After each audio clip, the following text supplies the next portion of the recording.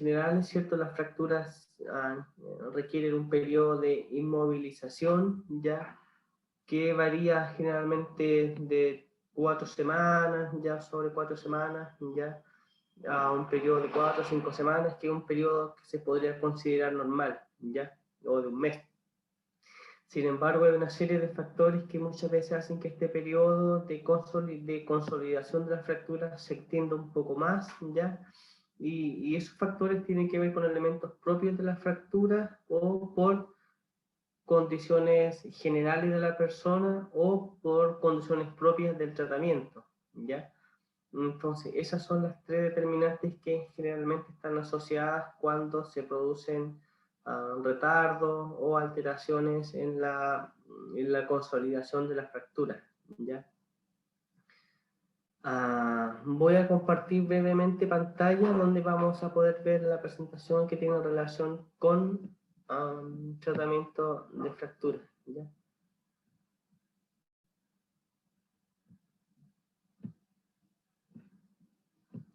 Y al igual que lo hemos hecho, las preguntas las pueden escribir al chat o me las pueden ir verbalizando, ¿de acuerdo? Estamos en tratamiento, ¿cierto?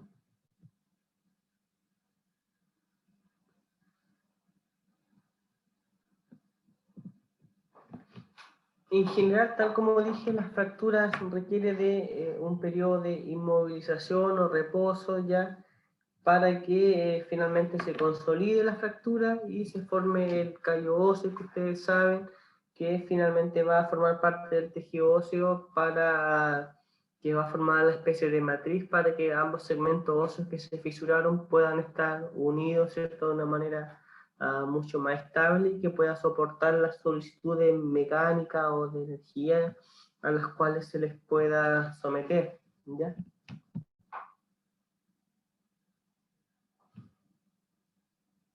Ya, en la presente imagen aparecen factores que intervienen en la reparación ósea, ¿ya? Y tal como dije, hay factores generales como la edad, ¿ya?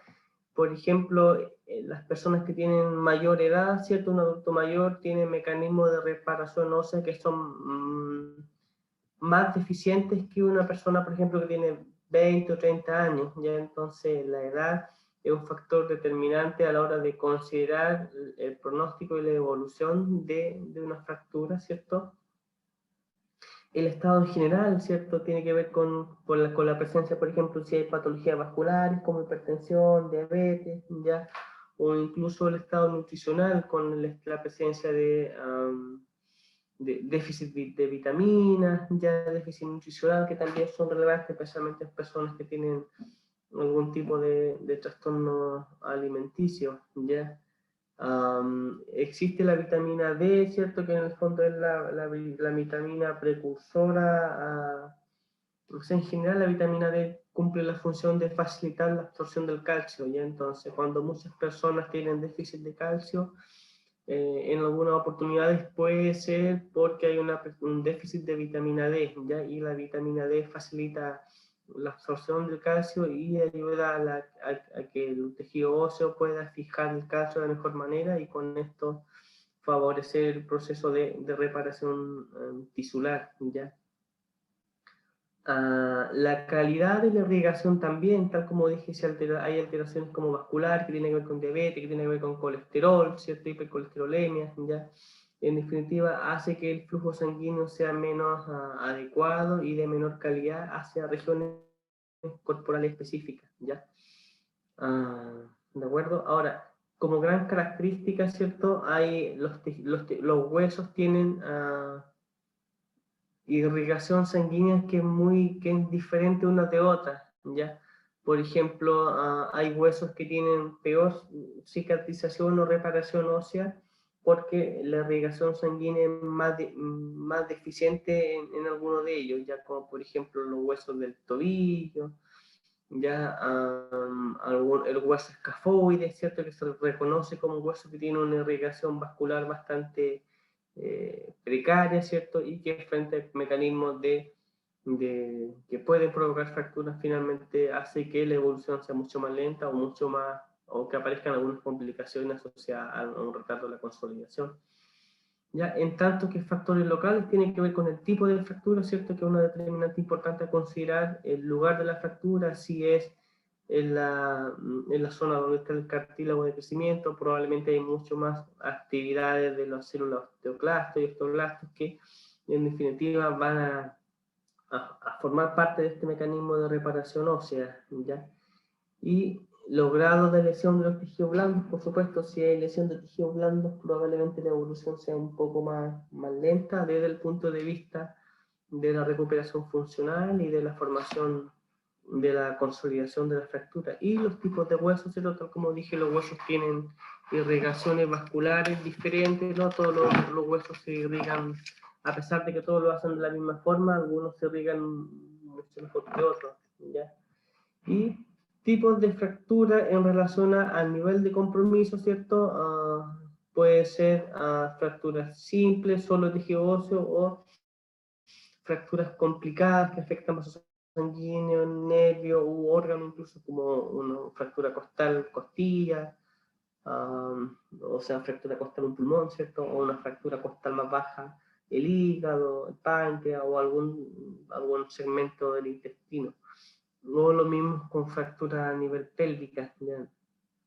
El número de fracturas, ¿cierto? Si un hueso se fractura 2 o 3 veces en una misma parte, probablemente va a tardar mucho más que una fractura simple que pudiese haber, ¿ya? O la fractura ligeramente con minutos, ¿cierto? Que muchas veces hay segmento óseo que se pierde y que debe de ser reemplazado por algún sustituto para no provocar dismetría, por ejemplo, en las extremidades. Brevemente, ¿cierto? Les trajo una imagen que tiene que ver con los mecanismos de la etapa de reparación ósea, ¿cierto?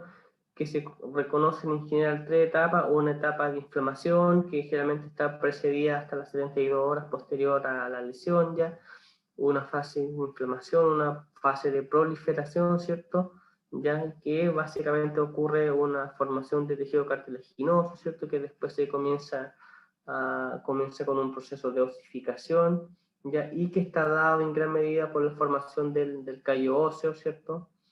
Y finalmente la etapa final del proceso tiene que ver con la remodelación de la fractura, donde entran en actividad las células llamadas osteoclastos, ¿cierto? Que comienzan a reabsorber el hueso y darle una forma mucho más cercana a la original, ¿ya? Y en general se reconocen, tal como dije, 3 etapas: una etapa inflamatoria, ya que tiene que ver con agentes del tejido inmunológico que van a atacar el foco de lesión, factores que tengan que ver con mejorar la respuesta inflamatoria propiamente tal, ¿ya? Después una fase de proliferación, ¿cierto? Donde aparecen mucho cartílago, mucho colágeno, ¿ya? Uh, para dar cabida finalmente a lo que va a ser las células que van a fijar el calcio al hueso para producir el proceso de osificación, ¿cierto? ¿Ya? Y que en general sabemos que esto tarda, en términos generales, 5 semanas, 6 semanas, ya es relativo, ya. Hay factores biomecánicos que también están involucrados, por ejemplo, aquellos huesos que se someten a carga tienen un periodo de osificación o de consolidación mucho más breve, ¿ya? Porque la sobrecarga, la carga mecánica lo que hace en el fondo ayuda a la actividad de de las células que forman el tejido óseo, que lo fijan en el hueso, para finalmente hacer el proceso de consolidación mucho más rápido. Dentro de la fase del tratamiento de una fractura, ¿cierto? En términos generales se reconocen 3, sin embargo en algunas pueden haber excepciones, ¿cierto? Como vamos a ver más adelante. Una fase de reducción, una fase de contención o inmovilización, ¿cierto? Y una fase de rehabilitación propiamente tal, ¿ya? La fase de reducción, ¿cierto? Está por el periodo en el cual el médico, ¿cierto? El traumatólogo vuelve a reposicionar el hueso si fue desplazado, ya, es decir, si existe una fractura en el antebrazo, ¿cierto? Y se desplazó 1 o 2 centímetros, ya, la fase de reducción está dada por el periodo en el cual el médico alinea ese hueso, ya, y lo deja, digamos, en posición original para que posteriormente venga la fase de inmovilización, donde aquí ya comienzan a haber muchas alternativas, ¿cierto? Que tiene que ver con sistemas de inmovilización que generalmente, y lo más conocido, tiene que ver con los yesos, ¿cierto? Que se realizan, ¿ya? Y que en general las personas lo usan 4, 5, incluso 6 semanas o 7, ya depende, ¿ya? Los médicos toman radiografías, ¿cierto? Para ir corroborando la etapa de consolidación de la fractura, ¿ya? Y cuando ya en la radiografía ven que el hueso está consolidado, se suspende el yeso y ingresa al tratamiento terapéutico o de rehabilitación que pudo haberse ocasionado por la lesión propiamente tal, o que pudo haberse ocasionado de manera secundaria por el periodo de inmovilización que significó utilizar un yeso en alguna extremidad.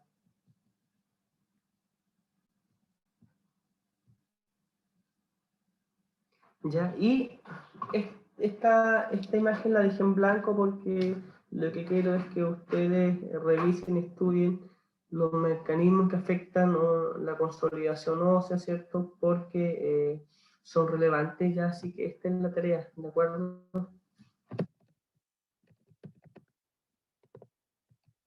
Lo voy a escribir.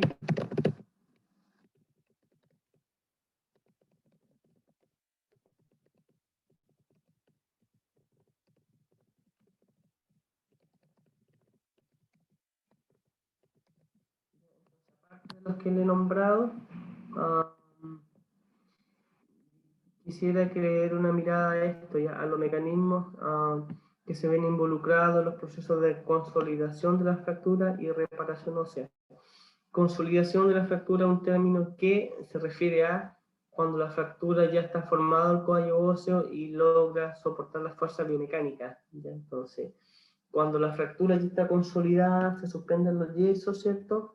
O la inmovilización y accede la persona cuando es necesario al tratamiento terapéutico, donde ya comenzamos a entrar nosotros en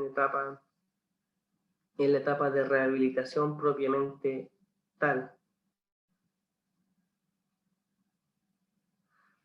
Brevemente voy a hablar sobre los sistemas de inmovilización, ¿cierto? Que tienen por objetivo limitar o restringir la posibilidad de movilidad de algún segmento corporal, una pierna, un brazo, el cuello, ¿ya? O a nivel torácico, ¿ya?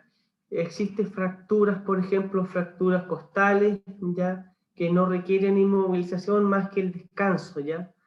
Existen fracturas como, por ejemplo, una fractura clavicular que no esté desplazada, ¿ya? No requiere inmovilización, ¿cierto? Más que un descanso. Ahora, si hay desplazamiento y la fractura es una fractura abierta, probablemente sí va a requerir cirugía, sí o sí, ¿ya? Pero en algunos casos las fracturas, el periodo de inmovilización muchas veces está dado por un reposo, ¿ya? Especialmente fractura a nivel costal, ¿cierto?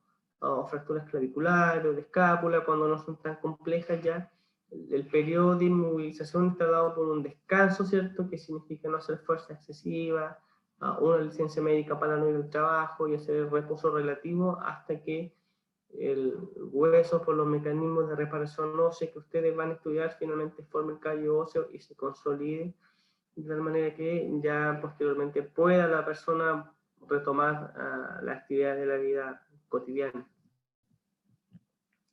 Y esto es como lo más común, ¿cierto? El tratamiento de yesos que se utiliza en el caso de fracturas, que generalmente tiende a inmovilizar la articulación, o debiera, ¿cierto? Como regla, inmovilizar la articulación proximal y la distal del foco de lesión para permitir o impedir el desplazamiento de los segmentos óseos proximales y distales al foco de lesión, ¿ya? Y eso probablemente venga a facilitar el proceso de rehabilitación, a pesar de que el yeso no es grato para nadie, tienen que portarlo, pero es la alternativa que hay actualmente para el manejo de fracturas que no fueron tan desplazadas, que no acusaron con daño en los tejidos adyacentes, que no fueron fracturas cerradas, ¿ya? Entonces, esta es la opción más común que que todos pueden haber visto y que en general es más barato, ya el yeso es barato en Chile, ya no tiene un costo tan importante, ya, y es fácil de aplicación, ya, y es fácil de poder retirar.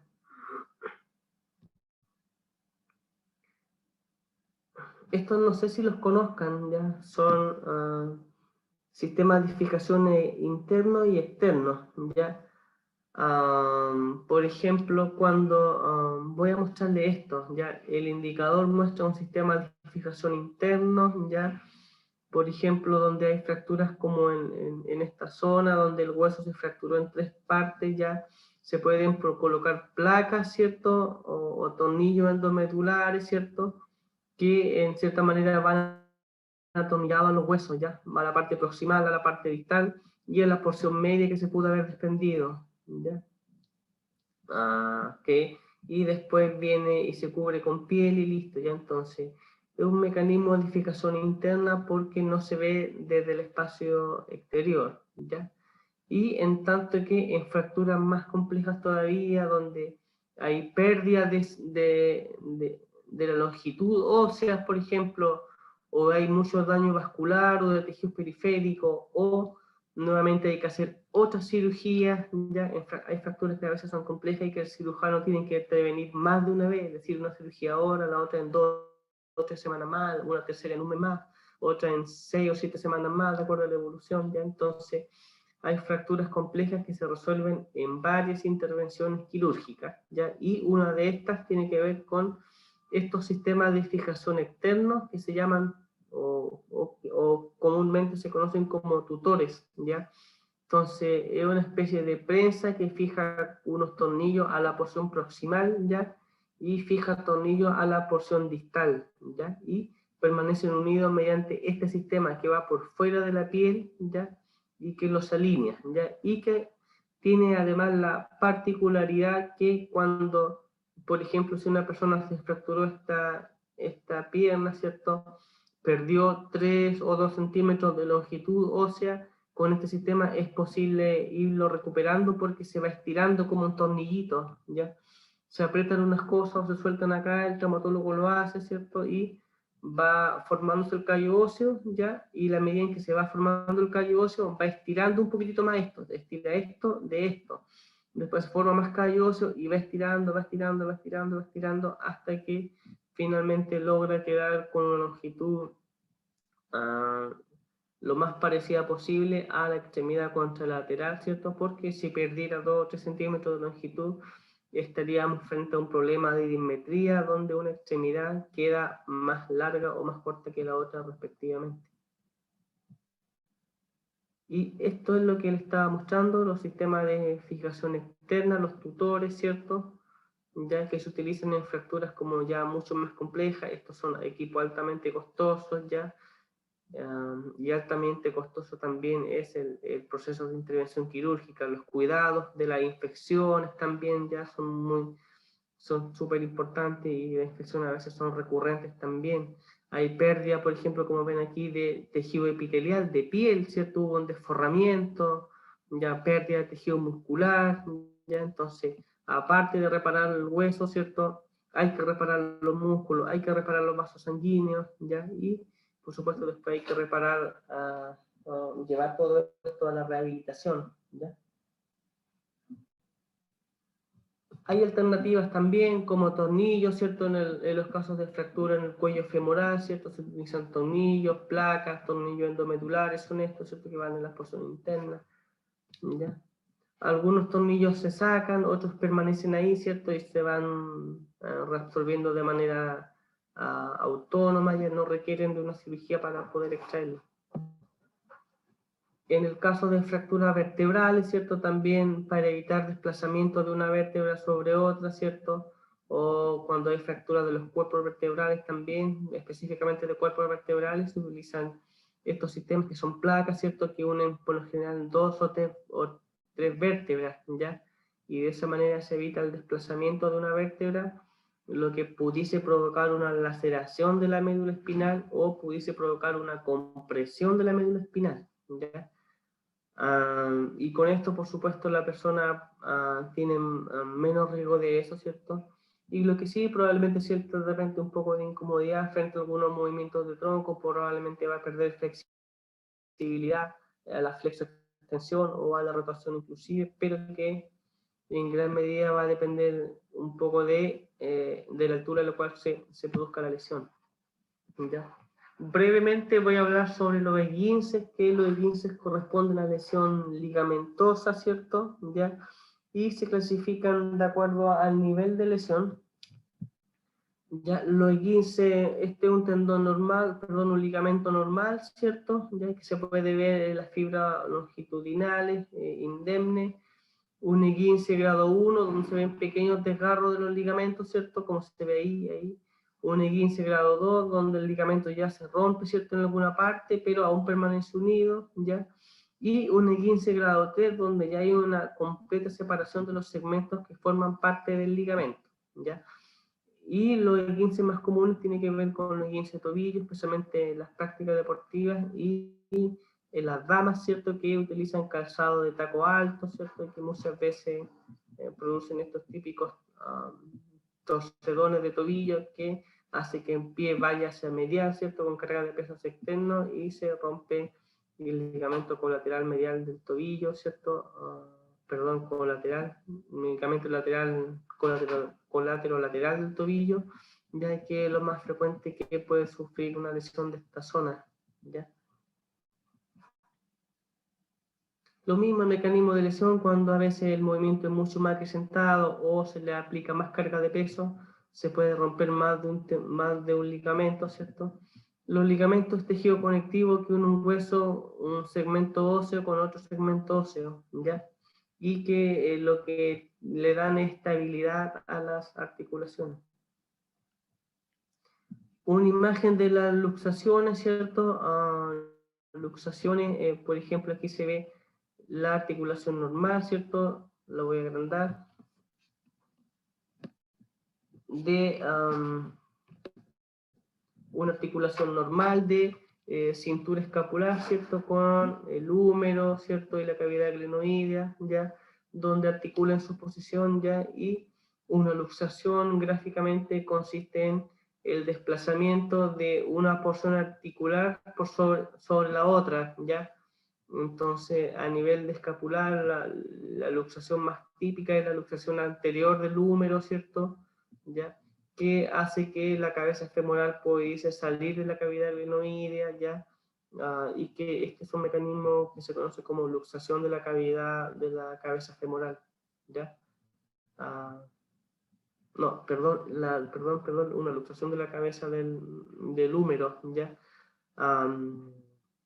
Y que es la luxación anterior más común. Entonces, en términos generales, una luxación es una separación de dos segmentos articulares, ¿cierto? Como se ve acá también, en términos gráficos, una luxación de rodillas, ya se separan los segmentos, ya. Y además hay un desprendimiento de un ligamento, ¿cierto? Que agrava mucho más la lesión. Las luxaciones muchas veces los traumatólogos la reducen de forma manual, ya, pero cuando hay luxaciones que rompen tejido blando o se rompe la cápsula articular, ya requieren de mayor trabajo o inclusive algún tipo de intervención quirúrgica para su reducción, ¿ya? Esto generalmente provoca mucho dolor, es muy doloroso una luxación, ¿ya? De esta zona, ¿ya? Porque las terminaciones nerviosas que están a nivel articular finalmente se ven afectadas por inflamación, por distensión, por el rompimiento de algo, ¿ya? O por el edema que se comienza a producir en esta zona, ¿ya? Generalmente se produce por caídas, ¿cierto? O con el hombro en aducción, ¿cierto? O, sí, básicamente caídas, ¿ya? O por mecanismos de transferencia, bueno, al igual que la fractura, mecanismos por transferencia de energía, ¿ya? Y la luxofractura, que en el fondo es una mezcla entre una luxación y una fractura, ya, donde se produce alguna fractura de algún segmento corporal, lo más común en tobillo, ¿cierto?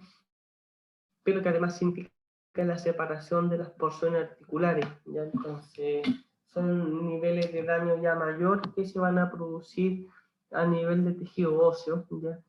Pero recuerden que además de esto también se pueden ver afectados tejidos blandos adyacentes, ya sea por la lesión propiamente tal o por el edema que puede provocar, o por la disminución de la perfusión sanguínea a nivel de los segmentos distales.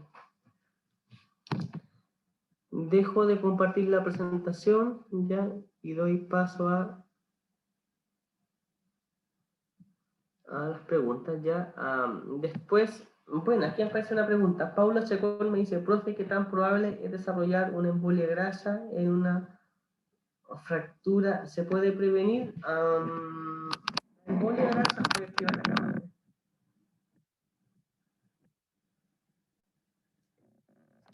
Buena pregunta. Desconozco qué tan probable es, o en términos estadísticos, la ocurrencia de la embolia grasa en la fractura en general, ¿ya?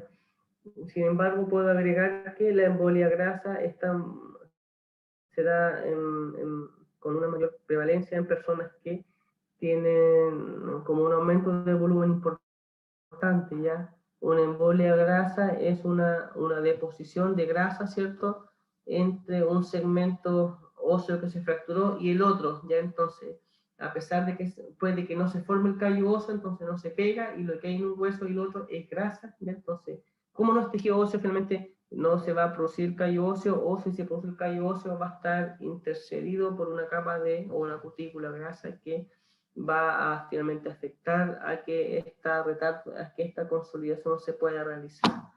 Pero está dentro de las posibilidades, sobre todo en personas que tienen de repente un aumento de peso más significativo, como por ejemplo más deposiciones de grasa, y está dentro de las posibilidades, pero estadísticamente desconozco con exactitud las probabilidades que se pueden referir en la literatura, ¿ya? No sé si hay otra pregunta al respecto, ¿ya? La embolia grasa corresponde está clasificada como complicaciones tardías de la fractura, ¿ya?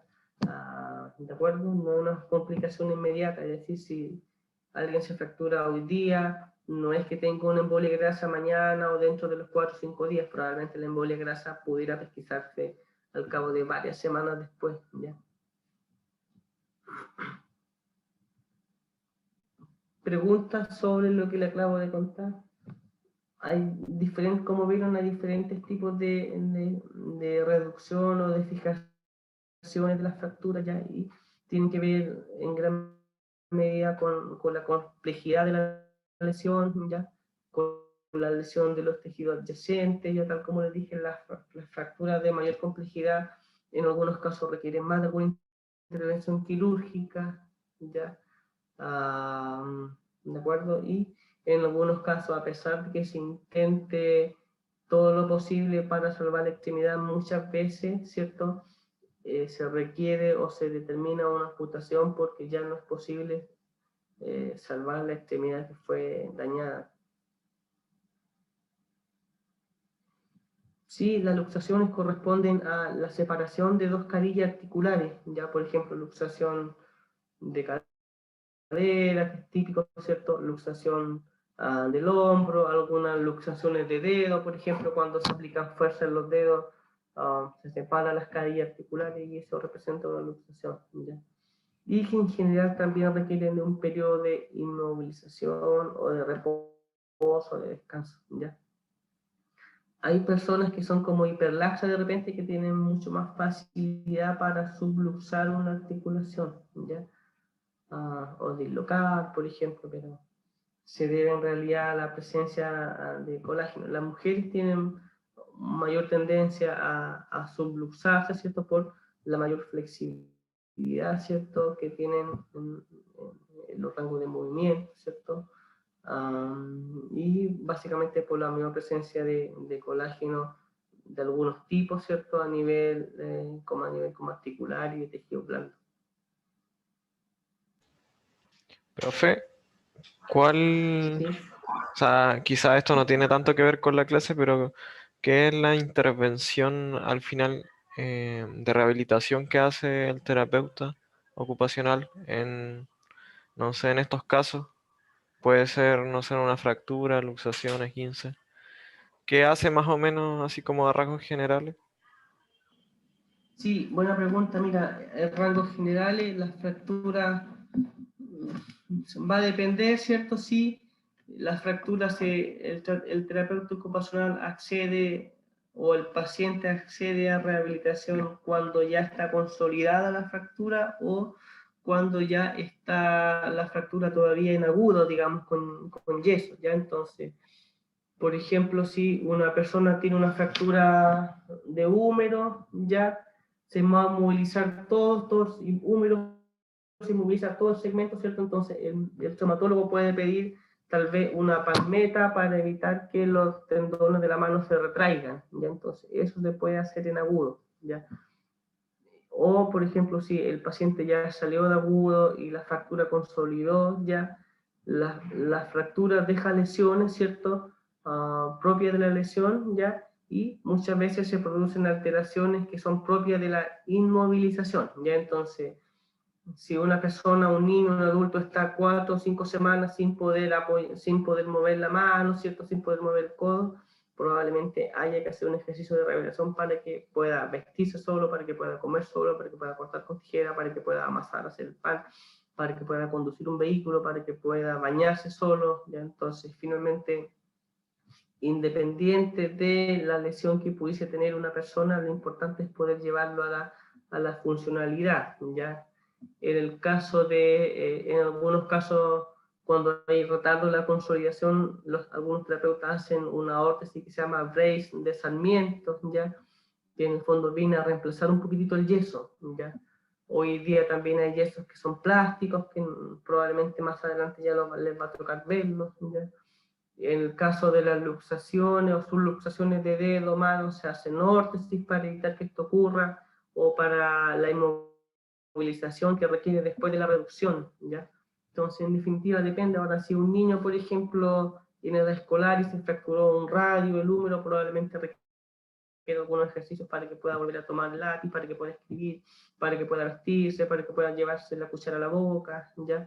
Algunos ejercicios de fuerza pequeños, otra vez para poder recuperar la fuerza muscular de la mano distal, ¿ya? Entonces, en definitiva, depende un poquitito de eso. O ejercicios, por ejemplo, para disminuir el edema también, ¿ya? Me queda mucho más claro. Gracias, profe. Ok. Leo la pregunta a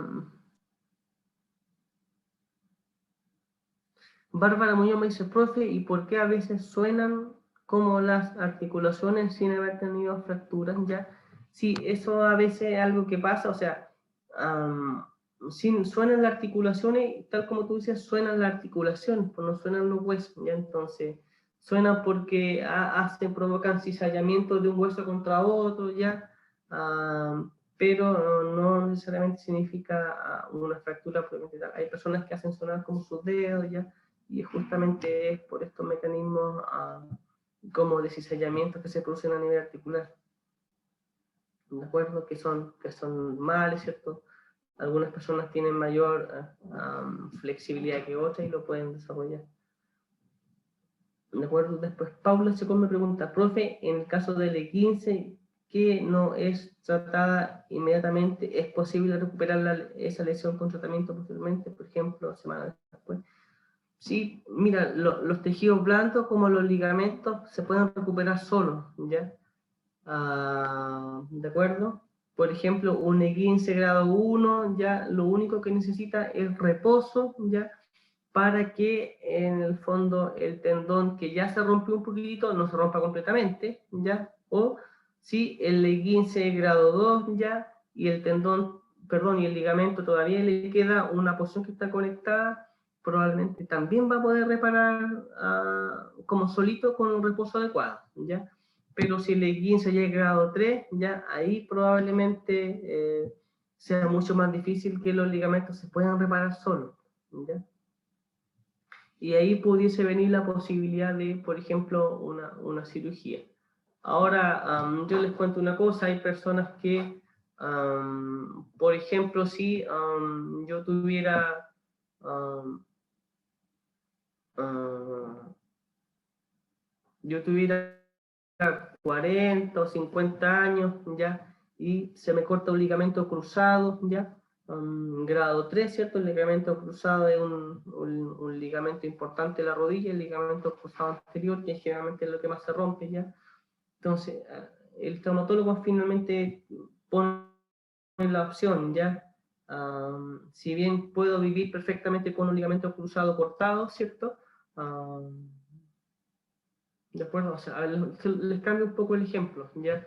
Um, si yo me corto, por ejemplo, el ligamento cruzado anterior, ¿ya? Pero la verdad es que yo no realizo práctica deportiva, ¿cierto?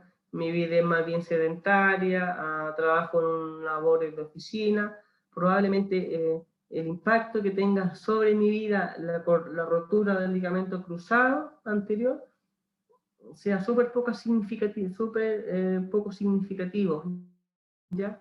A tal punto que tal vez ni siquiera se requiera de una cirugía, ¿ya? Porque es una lesión que voy a tener, pero que no me va a afectar en el diario vivir, ¿ya? Sin embargo, si yo tuviera una lesión de ligamento cruzado anterior, por ejemplo, o una lesión del ligamento colateral de tobillo, y yo fuese futbolista, claramente sí me va a afectar, ya porque va a ser en mi trabajo en el fondo, entonces tiene mucho que ver un poco con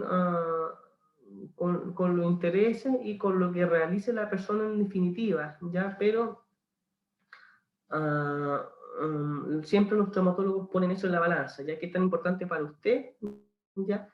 Puede significar la lesión o qué tanto le puede afectar en su diario vivir, ¿ya? Entonces, son cosas que también se consideran a la hora de hablar de lesiones de ligamentos, por lo menos que son más importantes, ¿ya?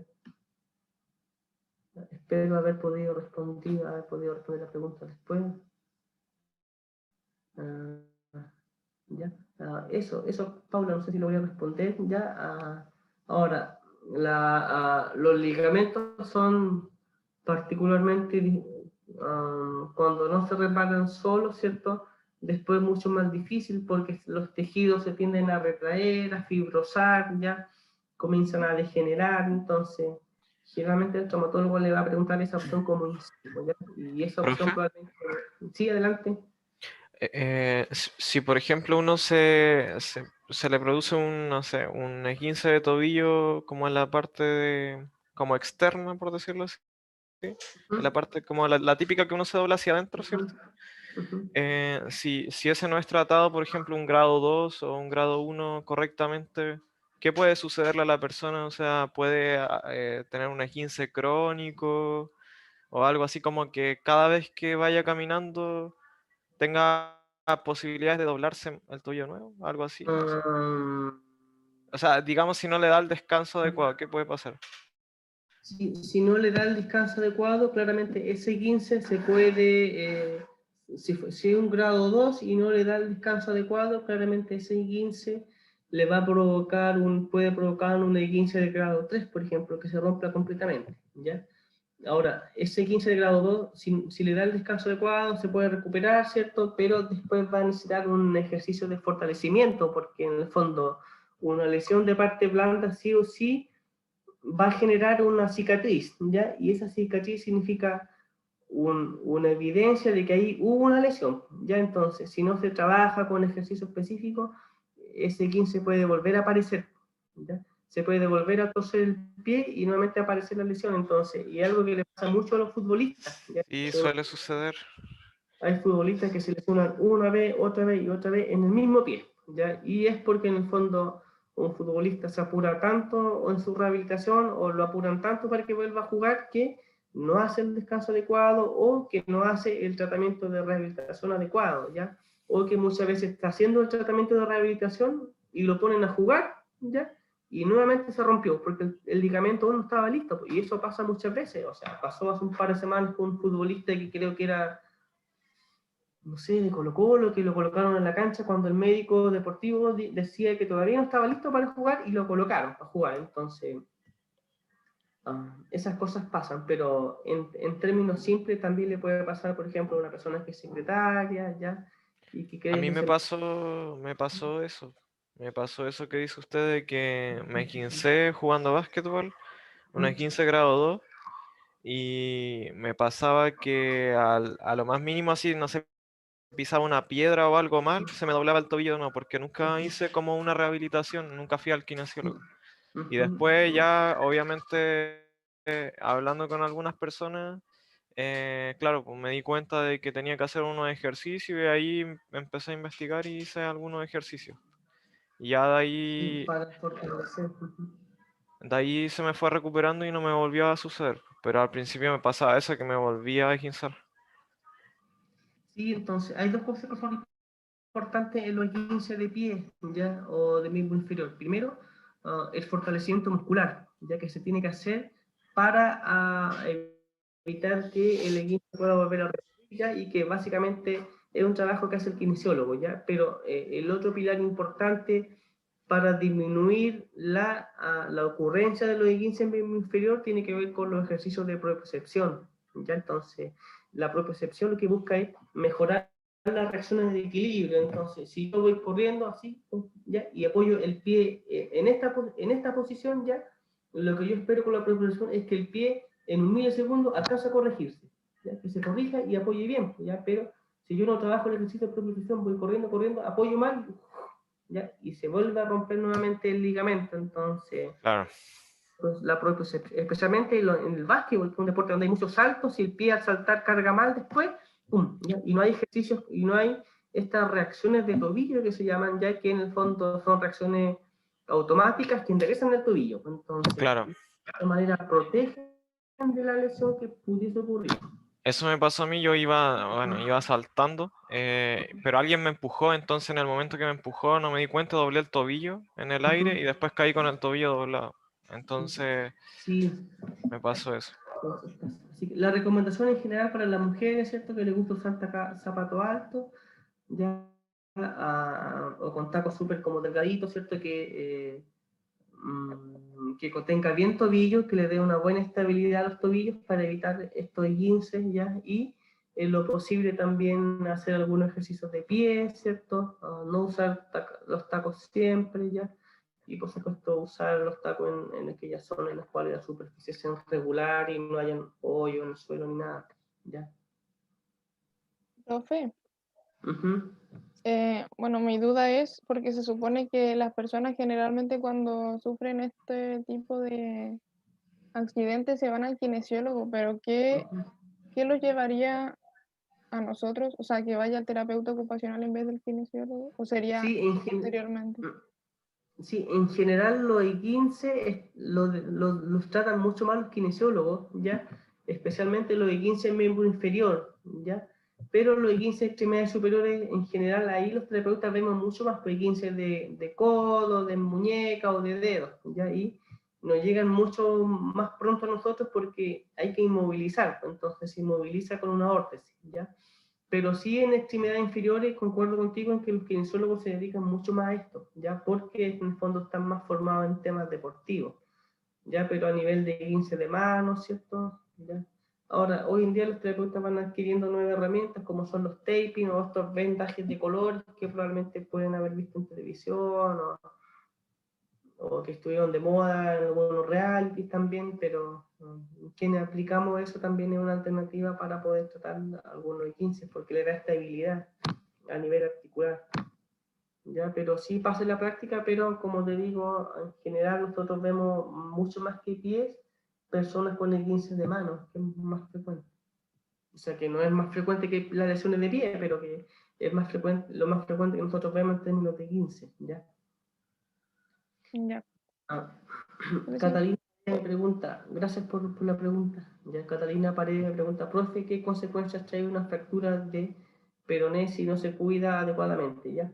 La verdad es que las fracturas, si no se cuida adecuadamente, muchas veces pueden quedar con un dolor crónico. ¿Ya? Como parte de la fractura, muchas veces queda un dolor crónico porque la articulación, especialmente tobillo, ¿cierto? No articula de buena manera o no tiene un buen comportamiento biomecánico, ¿ya? Entonces, cuando no se cuida adecuadamente, después el tratamiento se hace mucho más largo, queda dolor crónico, queda un edema, ¿ya? Puede pasar eso y muchas veces un dolor crónico que ya va a ser secuelar o que es mucho más difícil de poder erradicar, ¿ya? Ahora, como regla general, no sé, creo que Nicolás tuvo un E15, los E15, y él podrá contar de que los E15 provocan mucho dolor, ¿ya? Y Ah, duele mucho. duele mucho, ¿cierto? Entonces, También una vez me luxé el olecranon porque ujú, iba bajando en bicicleta un cerro ujú.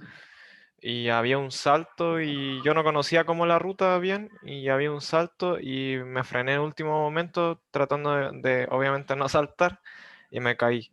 Y obviamente para no caer de cara puse mi brazo y ahí ya me luxé como en la parte de eso, de atrás.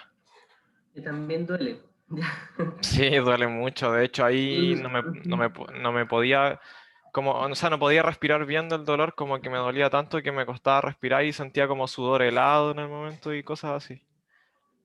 Pero ahí un amigo me ayudó, justo andaba acompañado, menos mal. Y los E15, además, don Nicolás puede corroborarlos, provocan lo que se llama como tumefacción, que es esta condición más azul o violácea de la zona, ¿ya? Que a Sí, veces no aparece al tiro, pero para que aparece 2 o 3 días después, ¿ya? El tobillo, la pierna se pone como morada, violácea, ¿ya? Entonces, es una manifestación clínica súper, súper común de los E15, ¿cierto? Que aparece el edema aparece como muy rápido, ¿ya? Pero este color azul o violáceo demora un par de días más en aparecer, ¿ya? Y en esos casos, la regla general, mucho hielo para disminuir la inflamatoria, ¿cierto? Y hacerla mucho más corta. sí. Sí, yo no me he fracturado ni nada, pero por eso le preguntaba lo de las fracturas, porque dicen que las fracturas en general duelen menos que los esguinces. Yo me he esguinzado, pero nunca me he fracturado.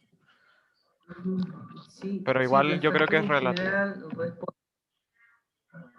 es relativo, ya depende mucho, tal como dije, de la localización de la fractura, si fue, y tal como vimos, muchos tipos de fractura, entonces no todas son iguales, ya, pero los esguinces sí duelen, eso sí está comprobado. ¿Alguna otra pregunta, consulta?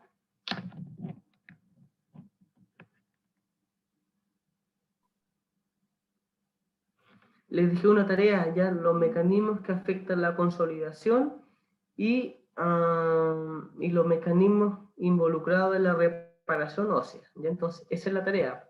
Y nosotros tenemos traumatología el miércoles, si no me equivoco. Entonces, el miércoles volvemos a hablar de esto y le pregunto sobre lo que encontraron. ¿De acuerdo?